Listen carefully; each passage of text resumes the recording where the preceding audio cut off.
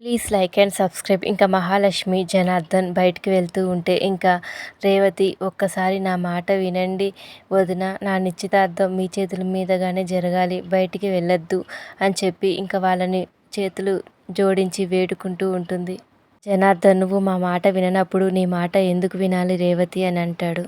ఇక శివకృష్ణ, ఆడపిల్ల కంటతడి పెట్టడం ఇంటికి మంచిది కాదు అని చెప్పి అంటాడు. ఇంకా సీత, రేవతి పిన్ని ఎప్పుడు మిమ్మల్ని ఎదిరించలేదు అత్తయ్య, మీరు ఎప్పటికైనా వాళ్ళ ప్రేమను అంగీకరిస్తారనే ఎదురు చూసింది.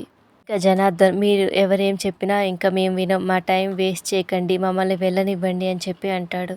ఇంకా రేవతి వాళ్ళన్న మాటలకి ఇంకా ఒక్కసారిగా ఇంకా రూమ్లోకి ఏడ్చుకుంటూ వెళ్ళిపోతుంది. ఇంకా జనార్దన్, మహాలక్ష్మి బయటకు వెళ్తూ ఉంటారు. ఇంకా శివకృష్ణ, బావగారు నేను ఒకసారి చెప్పేది వినండి అని అంటూ ఉంటే ఇంకా లలిత, అన్నయ్య ఒకసారి మేము చెప్పేది వినండి అని చెప్పి అంటుంది.